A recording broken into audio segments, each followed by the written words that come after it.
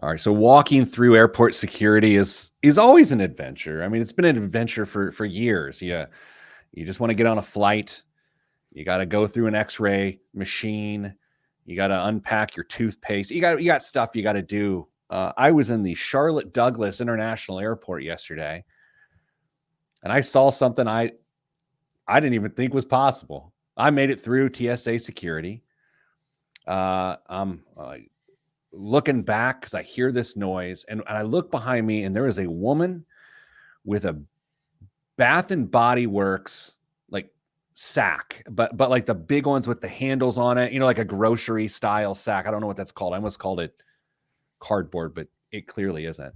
And that sack had just busted out the bottom. Something had fallen on the ground out the bottom, and I'm thinking, that stinks. She should have gone with a duffel, but she went with the Bath and Body Works body spray bag. And you can tell I have a 15-year-old daughter. Her room is filled with 30 different flavors of pear mint and these sorts of things. Anyway, so out the bottom of the bag become 2 giant blocks of cheese. 2 giant. Look, I'm not a cheese weight guesser per se, although I've had my fair share. I would dairy guess. I would say 20-pound blocks of sharp cheddar, 2, fall out.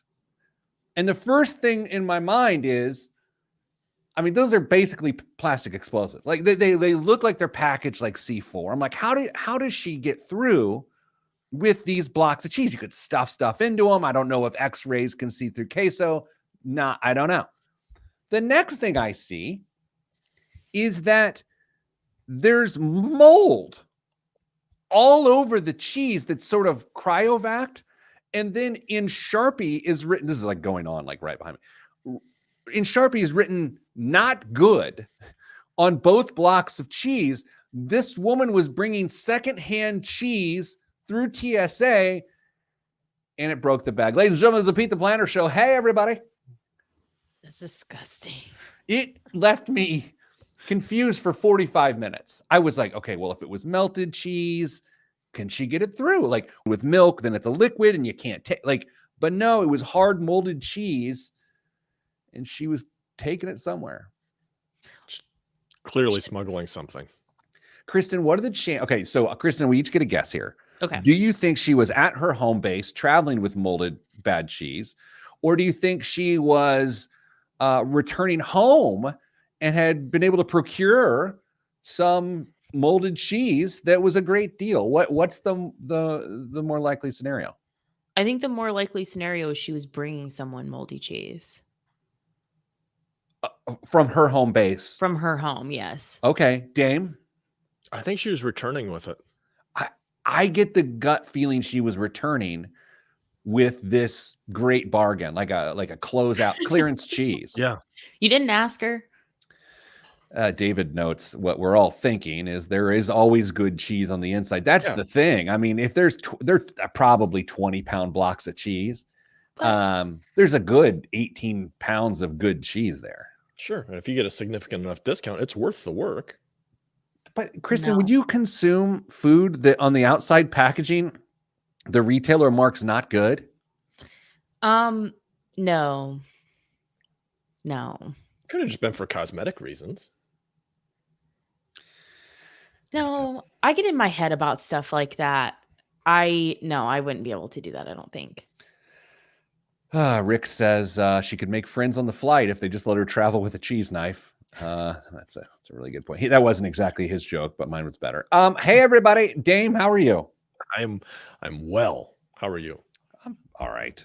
I'm running around a little crazy. Get to wear a tuxedo tonight, and the good news is it now fits. Excellent. There's nothing worse than paying money to have someone make something bigger because of the money you spent on food and the lack of money you spent on fitness. I don't know. Maybe you might have really enjoyed that food. So the jacket fits great. The pants you can only take out so far. I look like the lead singer of an emo band. Nice. Maybe. Depends on what you're into. Kristen, how's your life? I talked to you a lot this week, and we actually have a meeting this afternoon, just you and me. I know. I'm sorry. You know, it's a lot of conversations, not just with you, just across the board. I like my work from home life that allows me to like decompress, right? Like that's one of my favorite things about not working in an office is I have that like I feel like I'm a very introverted extrovert and I love that time to decompress. And like I can be like the center of attention. I can do the things and be at the party and have all the fun. But when I go home, I just want to like truly decompress and talk to no one. It's my favorite part about working from home. I've had a lot less decompression time here lately, and that's okay. Dame, I feel like when you're away from the show, like you're the life of the party, away from work, life of the party in your community amongst your friend group. Is that fair? Like, do you recharge by being around people? How long have you known me? A very long time. You missed it. You're clearly saying this with sarcasm, right? I was just saying that I feel like people enjoy you outside of the office. People do enjoy in the me. office too, but you put your energy. But like, I feel like you recharge by being around others on the weekend. I enjoy being around other folks. That's absolutely true. I don't necessarily like being the center of attention. No, sure. Can't relate. Sure. Okay. Let's do a show. I have a proposal here. I've been traveling this week. I'm not prepared. I'm never prepared, but I'm extra not prepared today. So much so that I literally have no idea what we're about to do. None. My proposal is let's just go with it. Let's just start. I will find a way to introduce a topic of which I don't know what it's going to be in some mystical way, and then we will do it. Who's game? I suppose. I feel like Not that's what we did Blake. last week. No, it's a little different. Who am I going to first here? Don't tell me any details. Just say who am I going to first? I don't like to read. I feel like you should go to Damien. I can read both the questions. I mean, that's not an issue. That's fine. Okay. We think we can get 2 segments out of the question, one of the questions. Okay. I don't know. We'll see where it goes. We'll figure it out. This is great. Are you going to lead with that one, Dame, in case we do get 2 segments out of it? Yeah. Guys, too much. Kristen, 2 years ago or whenever you started on the show, you were currently vomiting. Oh, yeah. I've unplugged my internet from the wall and pretended like there was an outage. I was talking to our new guy upstairs about 15 minutes ago, and I was like, hey, dude, I've got a scratchy throat from being on the road. I need you to step in. Kristen will host, and Dame will be there, and you just need to go. And bless him. He urinated on himself. Okay, in 3, 2, 1. This week on the Pete the Planner Show, we answer your money questions. Here's how the show works. You email askpete@petetheplanner.com. That's ask with a K. I don't know how else you would spell it. Pete@petetheplanner.com, and we will answer your question on the air, or your email will come in and it'll look like spam because you have a bad subject line game, and it'll just get ignored. Joining me as often is Kristen Elanius from Your Moneyline. Hello, Kristen Elanius. Hello, Peter Dunn. You claimed I mispronounced your name yesterday accidentally, when in fact I did it on purpose. Likely story. Damian Dunn, easier name to pronounce, joined us as well from Your Moneyline. Hello, Dame. Hello, Pete. Guys, this week, this show has been on my mind, and that's why I am so thrilled to talk about the topics we are talking about today. The first one is something that I'll be honest, I lay awake at night thinking about it for myself. So when others ask about it, I am understanding of that. And so with that lead in, I turn to Damian Dunn to help us peel back the curtain on this. Dame, help others understand what keeps me up at night. Yeah, well, we got a question that just came into our inbox about 5 minutes ago that I want to share with everybody. Yeah. Dear Kristen and support crew, can I get a timeout? Timeout granted. Pete, what's the best way, our favorite way that we've been referred to in relation to Kristen in these intro emails? Two guys and a genius, or dear Kristen and Co. What do you? I don't know. I like the creativity that's being shown, though. I encourage that highly to continue. What I don't like I really like in emails. I don't like when people compliment me in the first line, but I do love when they compliment Kristen in the first line. Yes. Yeah. Go ahead. Okay. I'm 53. Not this is the emailer, not me. Yeah. 53 and in need of a change. I've done what I think is a good job preparing for retirement. I've got about 3 million in various retirement accounts between IRAs, Roth IRAs, 401ks, and another 1 million in an individual account and 250 in cash. Not dollars, 250,000. My wife and I have 2 kids, 7 and 10, and we've managed to save about 125,000 for their future education. We will continue to save for their education in my retirement. If we don't put away enough, we'll take out a loan to cover the difference. We have 2 houses, both with mortgages, but we plan on selling the one we're currently in around age 60 and moving into the other. We'd be able to pay off the remaining mortgage on the other house and still pocket about $400,000, assuming real estate doesn't do something crazy. I make close to $150,000 per year and would like to maintain that in retirement. I'd really like to call it a career now, but I'm unsure if I can financially manage that with my goals as outlined. Thanks, Douglas. The part that resonates with me is having children. And that's what I mean when I talk about, like, I think about that a lot. So this guy had children at 46 years old.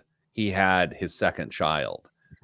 So that child will only be 14 when he's 60, which is what he's outlining here. So what's the real question? I heard his situation. What is his question? When can he retire? Can he pull the cord now at 53 and walk away? Chris? 10. That is my least favorite way to be addressed in emails. So here's the thing. In reviewing this question, the thing that is the hardest for me to wrap my head around is this idea that someone who has invested presumably pretty aggressively is going to be okay with what it will take from an investment management perspective to be able to pull this off. Yeah, because the mindset of being able to stash away a significant amount of money, unless there were just some crazy home runs hit with investment choices, is going to get flipped on its head really, really quick. Because in order to bridge that gap between now and the time you are going to start working on taking money out of the qualified accounts, you're going to burn the non-qualified account. You're going to have nothing left by the time that's all over with. Now, you'll be able to replenish some of that when you move from 2 houses to 1 house. So you'll end up with a nice little position after that change. However, flipping the switch and going from accumulate to spend might be a really tough switch. Here's what I'm trying to get my head around. Is this a burnout? Sounds like it. And if something goes awry, I always wonder, like, well, how quickly can a person find themselves reemployable? And so I kind of want to know, they didn't mention being able to just go back to what they were doing if things got weird, right? It's not provided for us, unfortunately. See, Pete, that's where I think this person just needs a sabbatical. I think they need to just take some time, spend some money till the kids are out of the house. I just like, I don't know. Maybe I'll feel differently when I'm 53, but I have a really hard time thinking that at age 53, if you're a high achiever, that you think I totally get you could be burnout, but to say that like I'm truly exiting the workforce at 53, personality wise, just doesn't seem like it really fits. Okay, go Dan. I'm sorry, I stepped on. Sorry, Kristen, were you suggesting the sabbatical lasts until the kids are out of the house? Because if that's the case, then it puts it right up to traditional retirement. Yeah, but if the concern, so maybe sell one of the houses now to help bridge the gap a little bit. I don't know, or at least until the kids are more independent, like driver's licenses. So maybe 6 years. I feel like the kids' ages have a lot to do with this, at least in my mind. And so my perspective on this is just through that lens. Like, so this person, until he was 43, had no children for what we know, Mhm. right? So he's Mhm. 43. So he lived 20 years of adult life without kids. Hmm. So, Kristen, when you say be, at 53 to be like, I'm done, I hear that and I'm like, okay. Well, in my situation, my kids would be a lot older when I'm 50. They'd both be out of the house. They'd be out of the house. I'm 53. Yeah, I'm done. Like if I can be done, I'm done. Bye. See ya. Episode 10,000 is not happening. But I think it's because his kids are young that I'm finding myself hesitate because that feels like there's more risk when kids are that young. If I go through my mental checklist of things that need to be accounted for if he makes this jump into retirement, what do you think the need for life insurance is right now? That's a great question because typically when you retire, short of estate planning, you wouldn't need to replace income unless it's derived from a pension or Social Security alone. And at this point, he's retiring on his assets. So theoretically, he wouldn't need life insurance. I mean, But other than estate planning. But it feels weird saying that, doesn't it? I know it does. Not for me. Why? Because I'm just always quick to be like, I tend to be a little more free spirited about the life insurance conversation, truthfully. I don't, understandably. yeah, right. Like we have our own personal biases, but I don't, to your point is if we're making the argument, can he financially retire now? Can we really make the argument that he needs life insurance? I think we all arrived at the same conclusion, but in different ways to that question, right? Like, Yeah. it feels weird that he doesn't need it or wouldn't need it. And that's why I almost feel like he shouldn't retire. The idea that like, I don't know. I can't believe I'm at a no. I'm at a no. And I don't want that to influence the emailer. It just right now in my life, based on what he's presented, it makes me nervous. I feel like there is a backup plan, but it's not strong enough and it's too far out and it's selling that house unless they're willing to sell the house before. It would be interesting. Yeah, I know based on the age of the kids. And the weird thing is the person might be a yes because they want to spend time with the kids and they've already had adult life without the kids. And I have not had that much time. Dame, let's do this. Let's take a break. Everyone calm down. Kristen's going to buy life insurance. And after the break, more of the Pete the Planner show. I'm Pete the Planner. Do you guys want to hear a heartwarming story? Am I going to think it's heartwarming? I think so, unless you're dead now inside. We have to find out. Yeah. I might be dead inside. I was talking to a gentleman who's about, I got to make up some facts. I got to guess some facts. Probably 60 something. Blue collar fella. Guy can fix stuff though. Like he's like a man. Yeah. You know, like he probably had a flashlight in his pocket, possibly. You know, like he's done these sorts of things. I'm talking to him about his financial life. He's walking me through some stuff. And he, about 20 years ago, had some money and bought some rental properties, three of them, really cheap, like crazy cheap. Mm-hmm. And because this person can fix stuff, fixed them up and rented them. Okay. And so he's telling me about his retirement plans and what he's got and what he's going to do. And he said, well, in 6 months, I'm signing them over anyway. I was like, what's that? He said, I bought them so cheap and I was able to fix them and make them nice for the people. Those 3 renters have lived there for 20 years. I've never carried a mortgage because I had some cash to pay for them. So I've done it before. When I got my payment, when I got their rent payment, I just invested it into the market and it's done very well. So I'm just signing the house over to them on the 20th year mark and say, hey, thanks for being a good renter. This helped me and my family. Yeah. I was speechless. I had not seen that level of humanity in quite some time. That's unbelievable. Oh, Kristen agreed it was heartwarming. Yes. Wait, she said it was unbelievable. She might have been well, that's true. The dumbest thing I've ever heard. No. Is your heart warmed? Yeah, a little bit. Yeah. A little bit. The Grinch's heart grew. Dame? Do you know how I stood up? I clapped. That's fantastic. I thought you were shifting because you're older and you don't want your sciatica to act up. Yeah, I couldn't believe it. And what it made me think about on my drive in this morning, as I knew I was going to tell you the story, is like,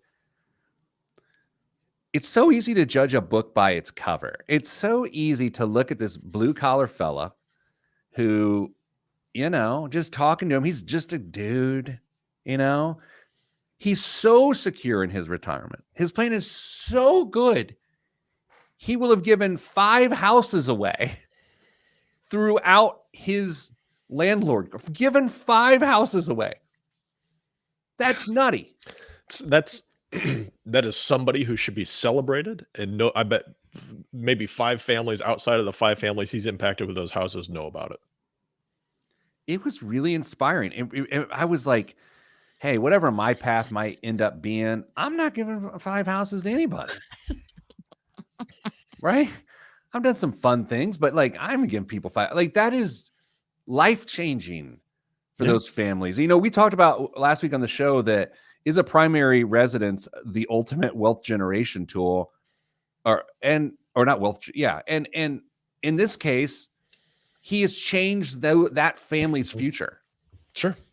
That's great. No mortgage, instant equity in all of those places. I mean, it's truly life-changing. And a property tax bill that they'll be late on. I'm kidding. No, but I did think it's like when you win something and you get the upkeep. Mhm. I mean, that's the thing. So I just ruined the story, didn't I? Yeah, didn't help it. I mean, that's being a homeowner, that shift after 20 years of someone taking care of it. It's true. That's true. Are we Maybe moving they'll hire him as a maintenance guy. they'll just sign the house back over. I'm ready for the next segment. Robert, oops, I gotta put this up. Wouldn't want to be the tenant out in year 19 of the lease. Bobby. Robert, what forms of Robert are you willing to accept? I think Robert and Charles are two, and William are those names where there's 5-6 different options, and some of them are good. Like Kristen. Kristen will take freely. She'll take Kristen. She will take Christina. She'll take Christy and Chris. Nothing else. Love them all. Yeah. So, Robert, I'd love to know yours. Molly's way more flexible than I thought too. Apparently, Mary is a What's her actual name? Oh, okay. She's a fraud. She's a fraud. She's a fraud walking around. It's like Ben. Ben's name is not Ben. It's John. Yeah, that is a little concerning to me that you've got so many people close to you that don't even go by their real names. Never mind, you teach me how to Dougie Collins. What's his real name? Who knows? Hard telling. He'd never heard of that song. His name's Doug. He's never heard of the song Teach Me How to That's Dougie. not true. It is true. I believe that. It's a great song. I've never heard it in its entirety. All I've heard is the part that everybody danced to on TikTok. I've been a Bobby, Robbie in my life, chose by others at various times. Mom still calls me Robert. Huh. Fair. Okay. I'd go with Bobbert. Dame, are you reading the next question? Of course. 3, 2, 1. Back on the Pete the Planner show, answering your money questions. My Sergeant at Arms, Krav Maga master from Northern Indiana, Damian Andrew Dunn. Let's hear the question. That was quite the introduction. Thanks for that. All right. Dear Pete, Dame, and Kristen.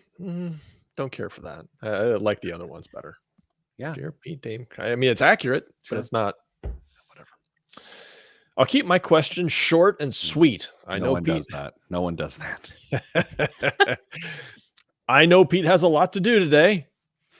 My daughter's planning to attend college semi-locally. I can't believe you didn't ask for a timeout. Semi-locally? What is semi-locally? Semi-locally, or the online university. Semi-locally. Anyway, suggested living at home to save money on housing and other expenses. I want to support her because life is just unaffordable these days. But I'm also curious about the potential negative impacts. Should I let her live with us during college and possibly after graduation while she gets on her feet? What are the financial and personal things I should be considering here? Thanks. That's all it said. Just thanks. Kristen, my dark heart has softened on this issue over the years. Oh, Yes. I was so hoping when I saw this question because you used to have an opinion. I still have an opinion. It's just a little bit more realistic. Okay, should we rewind the tape? How Yeah. did you used to feel about this? Well, first off, my head was warmer because Mhm. I had hair. Yes. Fair. And so that gave me a different level of confidence and panache. I used to say after graduation, absolutely they're moving out. They have to move out post graduation. Now, I think if done strategically before the fact, can be a really good financial technique to make sure they launch permanently and for good, right? That's how I feel now. But I used to feel like, no, they're on their own. And I just feel like what's happened in the last 20 years has proven that to not be realistic. So good. What do you think, Chris? 10.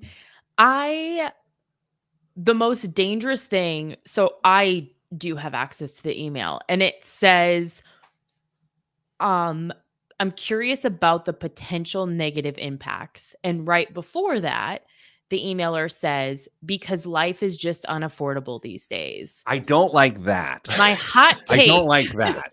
exactly is that statement, line of thinking, conversation track is likely the most dangerous part of all of this, because whether that is objectively true or not, whether life is truly unaffordable doesn't really impact the fact that you still have to participate in these experiences. If she wants to go to college, if she wants to move out, like those expenses just are what they are. I mean, yeah, obviously we can do things to reduce certain areas or what have you, but life is just what it is and isn't going to get cheaper. So just dwelling on that and just offering that blanket statement, I think is potentially one of the most dangerous things here.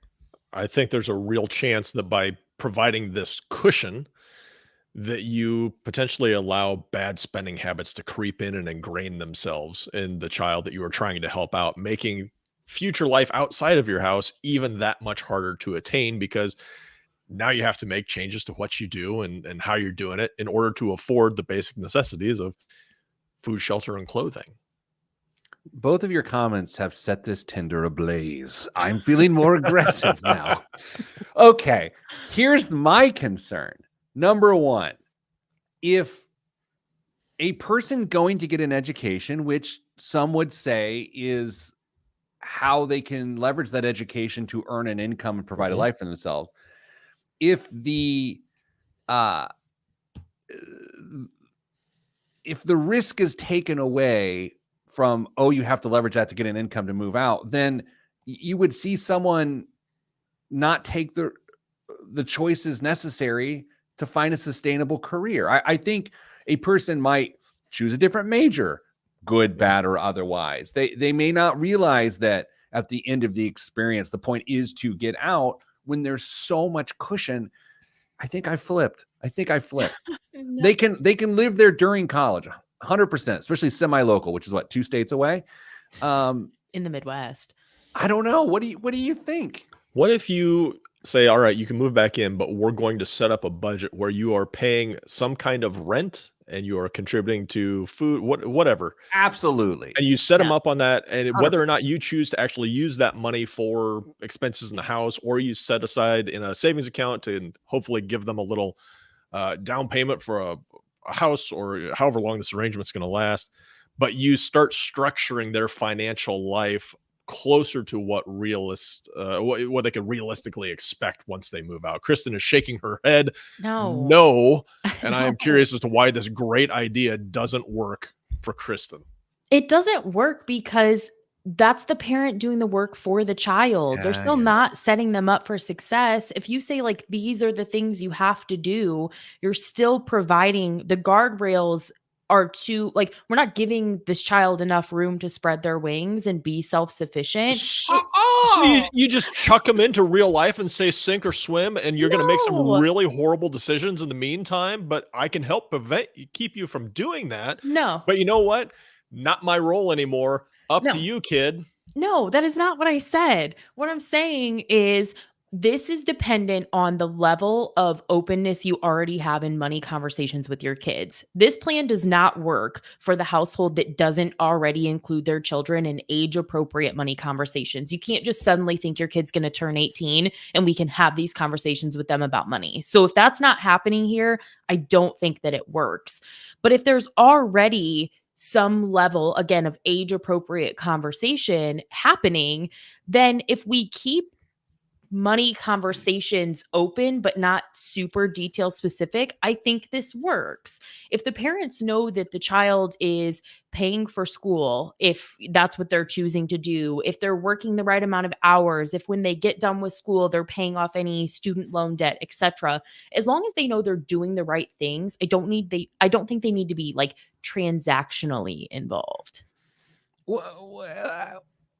But aren't they at some level trying to eliminate taking on student loans in the first part of this? Maybe they can't. I mean, what if, okay, so let's say, for example, let's say this student lives like close enough that they could go to a public university, but it's still not cheap, right? We're talking $10,000-$12,000 for in-state tuition. Mhm. How realistic is it to think that a child who, let's say they're pursuing a really aggressive degree program, can they afford to work and pay off school as they go? I feel like when the person said life is unaffordable, it set you off. I feel like that. Dame, so Dame, you're the third party here because Kristen's got these hot takes, and they were formerly my hot takes 20 years ago when I was her age. What, Dame? What is it? Will Kristen soften? Why did I use two T's there? Will Kristen soften over the years on this topic? Unlikely. I think she's here. I think this is where she's at, and she's firmly planted an anchor in the ground. That's what she's going to do. I feel like I'm already softer though than your take from previously. I'm saying they should do it, but it's a very delicate thing. And we have seen so many situations of where this goes so bad, like so bad. And the child is worse than they were before, but the parent was just trying to do the right thing. I feel like I should have started with a disclosure once I heard the question. I did a series for Good Morning America about a decade ago exactly where what I I was went thinking around the about. country and kicked adult children out of their parents' house. I know. It's amazing. Where are they now? Like, I feel like I need to go back to those families I've ruined. Don't think I won't look them up. Please don't. All right, let's take a break. The next topic's gonna blow your mind. Like, it's so unexpected. And that's what we will do next, right here on the Pete the Planner Show. I'm Pete the Planner. Yeah, I did that, Andy. It was only 2 segments though, or two. I don't know. Didn't they only ever air 2 of them? Yeah, they don't. But I think seriously though, Damien, I'm thinking of a specific situation that I think you and I both had to work on. That, I mean, it's just when that situation goes bad, Mhm. it goes bad. Oh my, that's unflattering. Thank you for that. What was wrong with that? Chris, I was going to ask, but then I was like, no one's looking at you in this picture. I have a screenshot up on the live stream right now of Kristen and her good little boy in a Zoom meeting this week. That was the best. I'm always in a weird mood, but that was the best. Which dog is that? That one's Mojito, and they're usually not involved in meetings at all, but we have this standing meeting that has gotten in the way of what used to be their previous FOOD time. And so if he gets up too early, he's like confused as to why we have to wait a little bit longer. So he like gets up in my lap during that meeting and he's like, hello, I would like some breakfast, please. Dame, I love 2 things that have just happened in this world. Number 1, she just spelled food because the dogs are at her feet. Right. Mhm. Right. And 2, one of the foremost experts on launching into adulthood, Caitlin Elanius, notes, living at home after college set me up financially. I know. It did. I know, that's great. My sister is an example of how it totally works. Right. She As long as the parents and the child have some sort of agreement on how this is going to play out, and you stick to it, and there's some discipline, I don't see how it's a fantastic opportunity to set your kids up for long-term financial success. You send a DocuSign and there's a But- contract. They're over 18. It's enforceable. Not like Columbia House Records back in the day.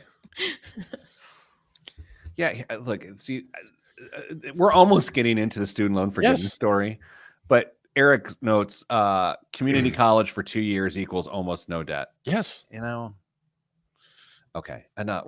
Man, we talk about this. We come at this story from so many different angles and arrive at the same point of college unaffordability. Oh Do we have another topic here? no, The radio audience needs stuff. no. I can go. I got some stuff. I had this outstanding question, but it's also in the housing arena, so I don't know if we want to do it. But I had posed the question a few weeks ago, and we kind of forgot about it. Of does the percentage of income you spend on your home matter less as your income? Yes, let's do it. Let's do it. I've done no math, so it's going to be perfect. Deal. Okay, let's do it in 3, 2, 1. Back on the Pete the Planner show, hitting the hard-hitting topics that we take weeks to come up with. Right now, Kristen Alanius, Damian Dunn, no relation to each other nor me. Recently, we've sort of surfaced the idea that potentially the percentage of your income you spend on a mortgage or rent payment matters less and less the more money you make. How much validity do you believe exists within that idea? Dame, I'll start with you. Some people call you the real estate mogul. Yeah, and you know what? Chris and I have had some really deep conversations on this, and frankly, I've been really taken with her thoughts and positions on this, and so I'm going to let her go first. I agree. Kristen? I think that it matters a lot less as your income increases, because percentage wise, the other things don't increase to the same level if you have a higher income. So like if you go, for example, I'm not good at math, Pete. if you have, What? I'm not good at math on the fly. Okay. So Okay. let's say someone easy math makes 100,000. We would recommend that they spend how much on housing? Depending on part of the country, anywhere between what 25, 35%, somewhere in there. Take Right. home pay. The 100,000 take home Correct. pay. Correct. $8,333 a month. And then in our ideal budget, you would say they spend how much on food, Pete? Of that, $1,000 a month. 1,200. Oh no. Yeah, 12,000 a year. 12%. 12%. Correct. Yeah. So does someone need 24,000 a year for food if their income increases to 200,000? No, look, when you brought up this topic, my thoughts went to food, and I think you're right based on food and food alone, and utilities. I think there's just certain things that can't scale all the way up, and I actually think the point is better illustrated by jumping not from $100,000 to $200,000 of take home pay, but like $100,000 to $400,000 of take home pay, because at that level, no one needs $4,000 a month for food. No. I mean, I could easily consume a good chunk of that with some transportation costs. I was talking to a person in the last couple of weeks, and they were asking me a question. I felt like I was on Kristen and Dame's team for a second. They were asking me a financial question. I was doing my best to answer it. So as Kristen and Dame know, one of the first things you do is you say, well, what's your household income, right? You gotta actually do the math that we're just talked about. Like, because I'm trying to figure out what they're spending on housing and all this. And the person hit me with $550, right? And I don't do your guys' job anymore. I haven't done it in a while. It's been a while since someone said, yeah, I make $550. And it sort of hit me in the chest a little bit. I was like, oh, good for you. Holy cow. Good poker face. Yeah, good poker face. But that's one of those situations, and this isn't a rich get richer sort of thing, but this is where the wealth gap is nearly unsolvable, because that person can take care of their basic needs and even be extravagant on housing and still save 20 times more than someone who's making 100 grand. So when we started this segment, I don't remember which of you said it. You said mortgage or rent. I don't think this works for both. Okay, so let's go a different direction. Let's say you live in Manhattan, one of my top 5 favorite cocktails, Manhattan. You're more likely to rent than to own. Sure. And your income is likely to be higher. But what happened? You can't. Well, I guess if you're still hitting your retirement goals, but one of the things that we talk about a lot on this show is being mortgage free when you reach retirement. So if you're someone who's renting, spending a larger percent of your income on rent, how do we reach a place where we retire successfully as a renter? You move to a different city. I don't know. That's an amazing question. It puts more pressure on your assets, a lot more. Right. But Dame, okay, so let's go back to 550. I mean, sure. You make 550. You've got to be saving 100 grand a year. Oh yeah. Easy. Yeah. And if you're not, that's a massive problem. Yeah, and that also means not only are you maxing out your employer retirement plan, you're putting a good chunk away in non-qualified individual or joint accounts as well. It actually gets hard to efficiently save $100,000 if you're making 550. And these are not like, I feel so bad for them. No, but it just like from a tax sensitivity standpoint, it's actually kind of difficult. You just use whole life insurance policies and everything's fine from there. Weren't we going to talk about that on the show this week? No, absolutely not. No, I thought you had I thought that was a thing.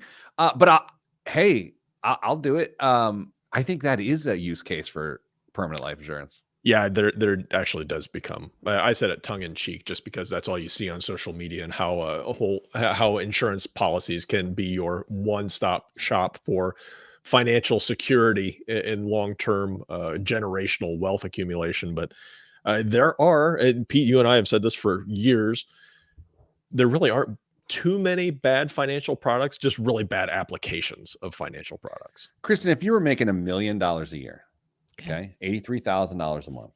Oh my. Okay. And you had to. Sounds different than that. Yeah. What sounds better? I don't know why, but it sounded 83,000 a month sounded more impactful when I don't know why, it just did. Well, let me do you even more of a service here. It's $83,333.34. That changes the game. So, okay, so you think about, you've got to, in a tax sensitive way, store money away for later. You're going to use what Dame just said. You're going to use whatever tax qualified. Yep. Yeah. Products you can. But then at some level, are you just buying munis? Like, or are you got to turn to something like life insurance? You kind of have to.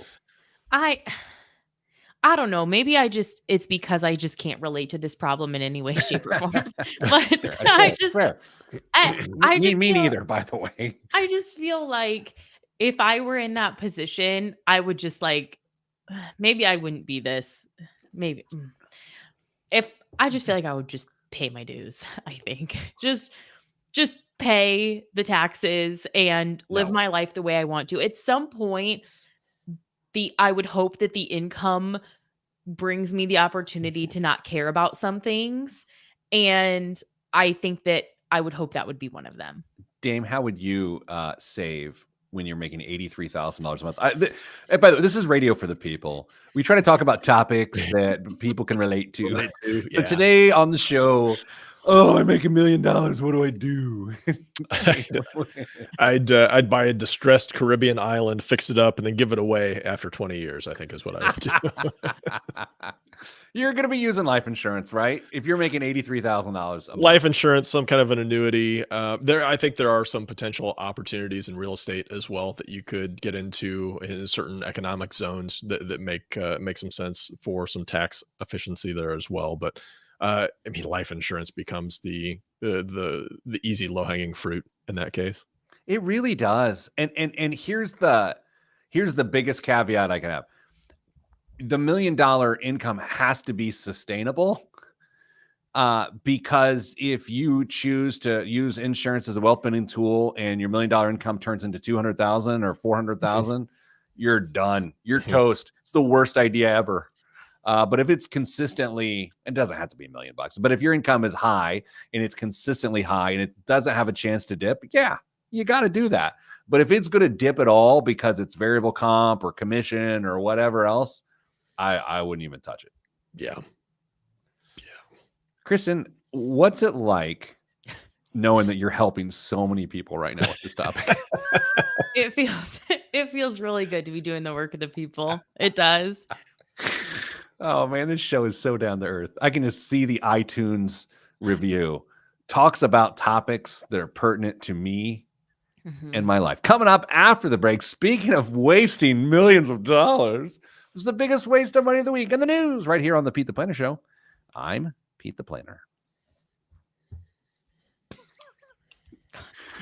You know, it would have been better if when Pete said that these topics keep him up at night, if Damewee would have set him up for that.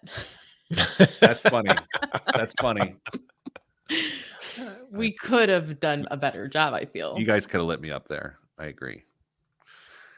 Okay. I am getting ready to do biggest waste of money of the week. Okay. Well, let's just go because Jeremiah and I got to meet up. How badly I want to talk about the news that Indianapolis is pursuing an MLS club. Have you guys heard this? I saw it and I thought, ooh, I wonder if I should put that in there, and I didn't. No, I'm glad you did. I have unfortunately various people on the side of that argument that I can't afford to argue anger. Yeah. So thank you. But I brought it up, so I'm the dummy. Here we go. Well done. Thank you. 3, 2, 1. This week's biggest waste of money of the week right here on the Pete the Planner Show is Sunspell's drawstring shorts. Lightweight and breathable. Linen is an ideal warm weather fabric. It can also be a little rough against the skin. Timeout? Yes. When I first read that, based on the word that's next, I almost said it can also be a little rough against the cheeks. That's what I almost said. And I'm glad I didn't say that. Yeah, that would have been embarrassing. I'm glad I didn't do it. Crafted with a cotton linen blend, these shorts from Sunspell offer the best of both worlds. They're cut with a straight leg and hidden draw cord, letting them saddle the line between casual and classy. And garment dyed for a broken-in look. All right, friends. They 76% cotton, 24% linen, blend woven by Velcorex in France. Straight leg, 8.75-inch inseam. So, Dan, we couldn't get to see the musculature of your thighs. Yeah. And they're made in Portugal. How much, Kristen, are these linen blend shorts? Can you really call something a linen blend if it is only 24% linen? Let me confirm that's what you said. Yep, that is true. Maybe that means they won't wrinkle the second you look at them. Yeah. I'm confused as to why these would. This is an interesting biggest waste of money. Are they $100? Okay. Dad? We'll go with $145. Oh, $265. I don't know why. I really don't know why. That's absurd. Yeah. Yeah. Here's the thing. I would never buy anything linen. Full stop. Like it's just like I'm a walking wrinkle, like I don't need that. Especially pressed against my cheeks. Dane, what's in the news this week? Pete, I'm about to slack you a picture that if you want to put onto the stream for our watchers. Okay. Oh, here we go. I'm nervous. Oh, here we go. Oh my. If you've been wondering what you'll be able to order or when you'll be able to order the flame-throwing robot that Ohio-based ThrowFlame first announced last summer, that day has finally arrived. The Therminator, what ThrowFlame bills as, quote, the first ever flamethrower wielding robot dog, is now available for purchase. Therminator is a quadruped robot with an arc flamethrower mounted to its back, fueled by gasoline or napalm. It features a 1-hour battery, a 30-foot flamethrowing range, and Wi-Fi and Bluetooth connectivity for remote control through a smartphone. It includes LiDAR sensors for mapping and obstacle avoidance, laser sighting, and first-person view navigation through an onboard camera. Would you like to guess, Pete, at the cost of this not waste of money? I feel like you're appropriating my segment. I am a little bit. It's wonderful. You guys, What? we've guessed the price of this before. I know, but now he's testing my memory. We've But this literally is- put this image on the screen before. This is now like the real deal. You can order it. We have a final price. $10,000. I feel like it was surprisingly less than I thought it was going to be. So I think Pete's high. Well, Let's go 3,000. $9,420. Whoa. Yes, they put a 420 in there. this reminds me of a weird moment in my life in which Mrs. Planner and I in college had our very first class together. Mm. And it was Spanish American literature. And we were reading in class about war dogs, right? So war dogs back in Spanish history, there were these massive dogs that served in war. They were beasts and they were part of your weaponry. And the idea was so wild to me. And I was trying to impress my then girlfriend and fortunately future and current wife. I thought to myself, let's really lean into this. And so that's the first time ever she got to see me in my full environment of class clown. And I spent, I don't know, an entire semester referencing war dogs aggressively, no matter what we were talking about, as like this bit.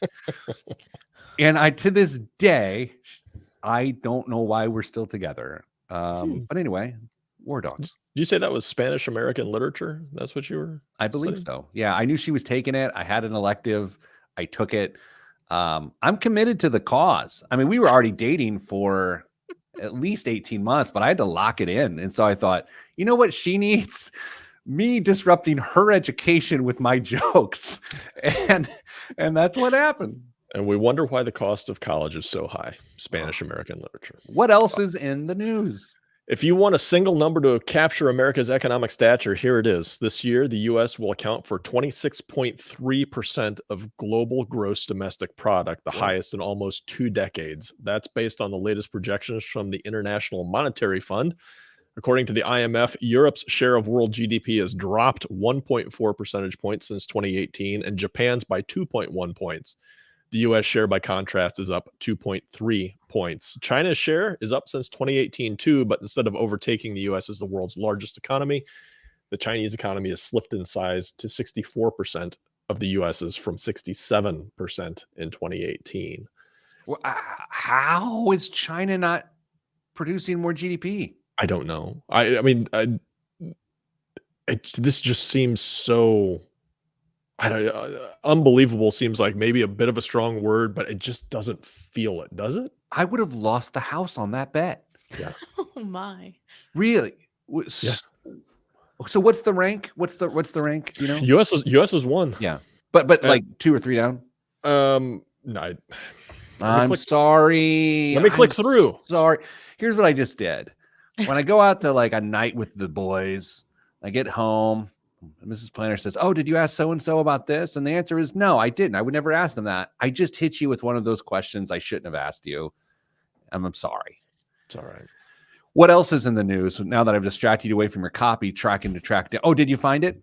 No, I mean, it's here, but it's not really all that helpful in the way that it's presented because it groups the European Union and UK together. So I can't break it out. Anyway. Well, just so you know, from an empathy standpoint, I know what it's like to not be helpful. I appreciate that, I guess. What else is in the news? Pension funds across the country are pulling hundreds of billions of dollars from stocks. They're shifting into bonds, private equity, and private debt as major U.S. indexes set new records and interest rates are sky high. Funds are slowly adopting to a world of yield where they can get sizable returns on risk-free assets. This is a welcome change for pensions, as underfunded pensions are a big no-no, and volatility, particularly in the downward direction, creates expensive problems for companies still offering these retirement plans to their employees. Moving out of stocks could mean surrendering some potential gains, but hold too much for too long and the prices might fall. Pension funds target specific investment returns to fund future obligations, so taking less risk and staying on track is something they look for. Kristen, have you seen The Big Short, the movie, or read the book, The Big Short? I've seen the movie, actually. Okay. So Adam McKay is the director of that movie. Great movie, great book by Michael Lewis. So one of the premises of that book is that the regulators were asleep at the wheel, right? They classified things as good when in fact they were very risky. When Dame reads this story, I hear the return of junk bonds. I hear the return of like the regulators being asleep at the wheel at the credit worthiness of some of these debt instruments and the pensions getting hung out to dry. And by the way, I have no idea what I'm talking about, but that's what I hear. Does anyone else? No, I'm just saying, like, in the big scheme of things, yeah, I know more than most people about this, but probably not as much as I should. Do you sense, like, I feel like they could get upside down on that? I think they're probably going into some pretty high quality stuff. I mean, we should have had Mrs. Advice on for this because Yeah. she's got a little bit of background for this. But yeah, I think they'll be okay unless, I mean, if they would have been going into CMOs, do you think pensions went into CMOs as well earlier? I mean, I do, and that is true. And speaking of true, I'm sending everyone else good vibes because good vibes are all that's in the budget. I'm Pete the Planner. This is Pete the Planner Show. They Sorry. did put pension assets. They did Yeah. buy CMOs. Absolutely bought CMOs.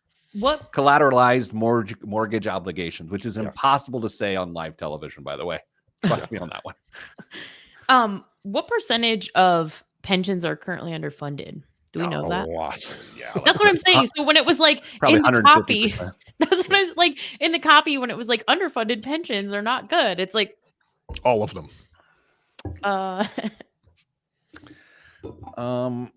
I have so many thoughts on the indie MLS thing that they're not for public consumption, but I have so many thoughts.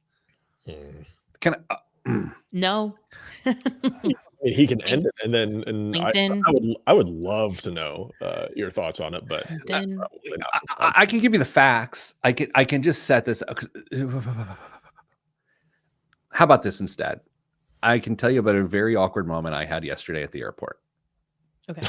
Another one. Oh, no, this one is on me. All right. And it almost it got so creepy. And it was with okay. such good intention. I believe you were involved. Yeah. I was at my gate and I was on a call, a very important phone call. Hello, buy, sell, trade. Yes. I was making very important talks. And I got off my call. And as I got off a call, nice woman walks up, stands next to me. And she had like the coolest looking skirt. Like it was just beautiful. It was long down to the ankle, but it was pleated and it had like a really cool pattern. It was interesting. It was really pretty. And I said, I love your skirt. And she said, thank you. And just at that moment, I sort of looked in at the belt line and then I realized, wait, I think it's actually a dress. And then I was like, well, I mean dress. And then I kind of get closer to the belt line and I'm like looking for the delineation point of whether there's two pieces. And now I'm in the airport staring at this stranger's midsection. And I find myself craning my neck down to just make sure that I'm complimenting her in the most accurate way. And then alarm bells start going off in my head. I'm like, you're a creepy bald man in the South harassing this woman who's got other things to do. It was terrible. I'm just glad you didn't say, well, you know what? I'll just take a picture and I'll zoom in. I found myself, I was like, well, I mean, I love your skirt. Dret, and I was like pulling down her belt to see, and I God, pulled you up the shirt a little bit just to see if I could expose the midriff just to or not. see. Yeah. It was all with good intention. Kristen, let's say you're traveling. You're traveling. And you just had a really important business meeting, and maybe you've got this lovely outfit on, whatever it is, and a person just is not intentionally creepy. It's like, hey, you look really nice. Is that nice to hear? As long as you do not step too close to me. Fair. And look, I've had people say, oh, I like your suit, or I like Yeah. your shoes. Oh, a Or your shoe fashion story. camo. Yeah. Yeah. Oh, we'll get there in just a second. That happened too on this trip. I had an eventful week in the Carolinas. Yeah, I just went off the rails so fast, and I found myself like shockingly self-aware mid compliment, and it was unfortunate. I think the proximity to the person absolutely plays a role. Yeah, I didn't move closer, but I did move my head down because I've got bad eyes. And so it sucked. Okay, last story. And this one's the worst. And I already slacked it to you guys, or emailed it, or texted it, or faxed it. Emailed it. I was at the airport leaving for Carolinas, and I'm wearing a pair of shoes that happen to be fashion camo. Like I like them. What? Nothing. And I don't know if I should tell the story other than to say, let's say that, oh my gosh, I ended up feeling really dumb because an obviously wounded military vet was there in actual camo, and very clearly wounded. And I'm standing right there next to him, and this man next to me looks at my shoes and says, I like your shoes. And the soldier looks down at my shoes, which are fashion camo. He's wearing camo and has been very clearly injured battling for our freedom. That is stolen valor. I stole valor. Again. You assume he was injured battling for our freedom. Could have been a motorcycle accident. I don't know. I just felt very... I think they separate you from service when it's not a service-connected injury, but maybe not. I wouldn't cannot know avoid stolen valor. Maybe he was riding a motorcycle for the military. Maybe he was in charge of a war dog. Mm. Okay. This has gone off the rails. It did. Anyway, don't bring bad cheese to Charlotte. And wear fashion camo shoes.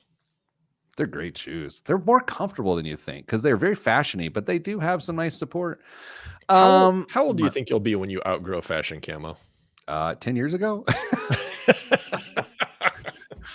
Oh man. I feel like I do at some point I'm gonna have to get better looking, or I'm gonna have to abandon the fashion choices altogether. I just need to like docker it up, you know? Penny loafers. Yeah. All right, let's go. I have a sales meeting. I'm gonna go teach these people how to talk to people. Great. Oh my Lord. Stay getting money.